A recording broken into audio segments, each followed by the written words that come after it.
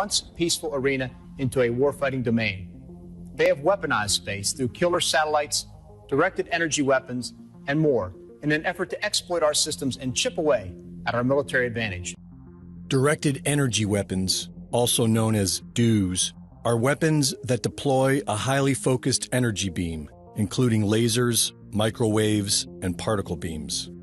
After decades of research in the United States, defense contractors announced back in 2015 that these systems are expected to come online by 2020, and are currently announcing that they are ready to deploy in the field. Russia, China, India, and the UK are developing directed energy weapons as well. And Iran has had them in use since at least 2013. In 2019, Turkey was the first to officially deploy this technology in combat, when they claimed to have shot down a Chinese-made drone supplied to the Libyan National Army.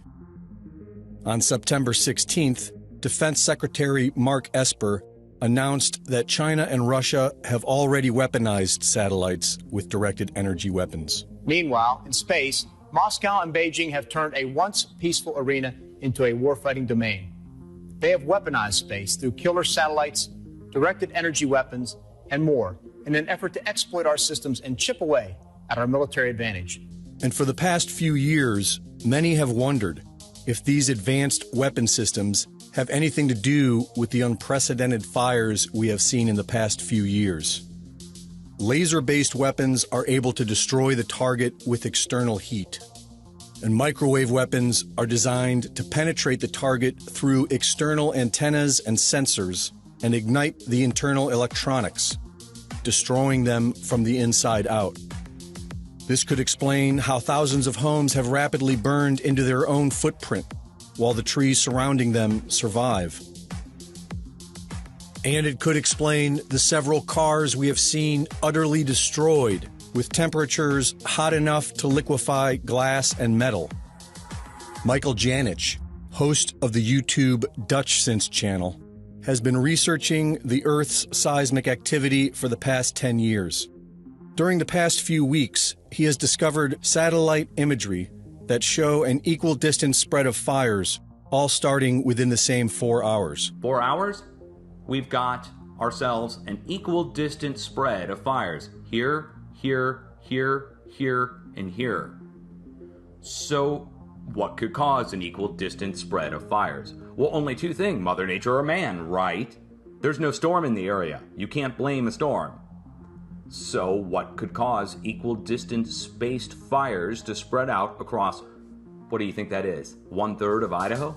Without any warnings and without any water, the people tried to flee, but they were stopped by the police, who had orders to keep people from escaping. I said, "What are you doing?" He goes, "Well, I'm under orders to keep them here." And I said, "The fire is right around Safeway. It's going to hit Front Street. You know, these people got to get out of here." And he said, "I'm following orders." No way. And so I just kept walking. Well, maybe he knows something I don't.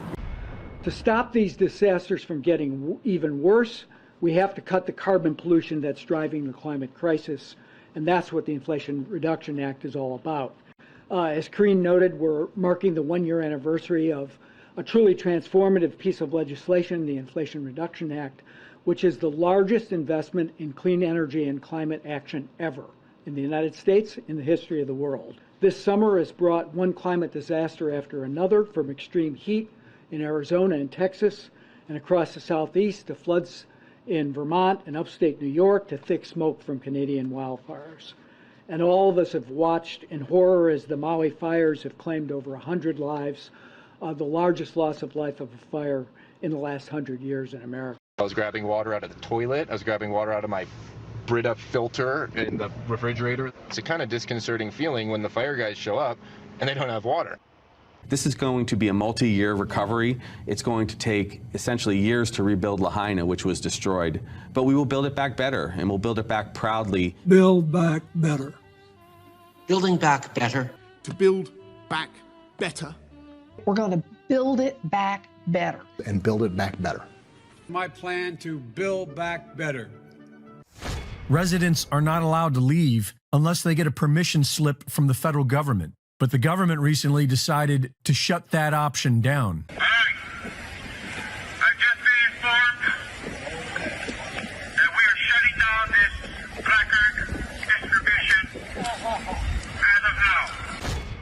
Think about what created wealthy people wealthy throughout the many years of our human history was the ownership of land. And you have governments right now that are looking to take ownership of real estate, and it's happening everywhere. And you have this movement of individuals kind of going like, hey, like people should never profit off of real estate.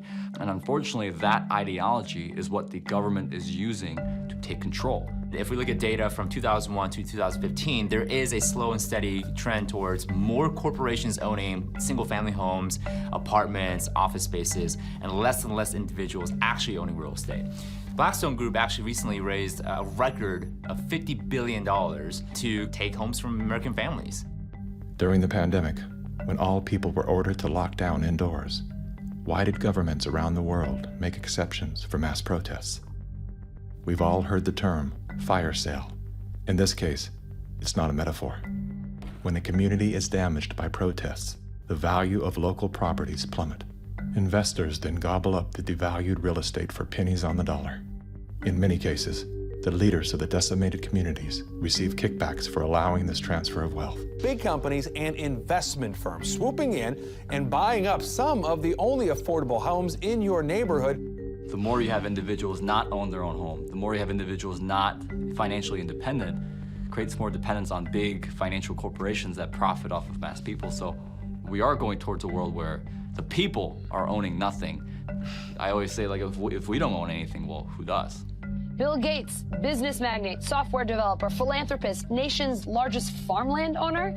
Gates owns nearly 270,000. It's a reinstitution of Marxism where, communism owned all the property. In his Communist Manifesto, Karl Marx wrote, "The theory of communism may be summed up in a single sentence: abolition of private property." Now to a very unusual sight captured on camera. Japanese and local astronomers say a Chinese satellite was recently seen beaming down green lasers over the islands. This video captured atop the Subaru telescope on Mauna Kea, operated by the National Astronomical Observatory of Japan. Bryce Moore has the story. The lasers flash for just a couple seconds. Initially thought to be from a NASA altimeter satellite, the Japanese put out a correction note on Monday saying NASA scientists found a most likely candidate as the ACDL instrument by the Chinese Daki-1 AEMS satellite. I went to a University of Hawaii astronomer who read up on AEMS instruments. It's a Chinese satellite that is measuring pollutants, among other things. It has many different instruments on it, some kind of topographical mapping, or they're also used for measuring stuff in the Earth's atmosphere. And I think that's what it is, to environmental measurement satellite. I also sat down with the former chief of staff of Marine Forces Pacific. He had some questions. I'm not sure, this is my opinion, why the Chinese, who are probably some of the most prolific polluters on the planet, would be collecting data on pollutants on this side of the Pacific. The beam appears to excite the heat signature of the fire as it is held on target for over 2 hours. Right before dawn, watch that. This is yesterday going into this morning. This is in California, the beam coming from space up above Oregon, or somewhere in between this and Oregon. And as it's going through, see how it excites? As the beam is spreading, look how it excites. It's no doubt about it. And the beam spreads first. Look, beam spreads first. It goes from a tiny, little, tight beam to a wide beam. Then the fire spreads to a wide fire. The next day, a beam of light is seen directed at and exciting the heat signature of the Holiday Farm fire in Oregon for over an hour.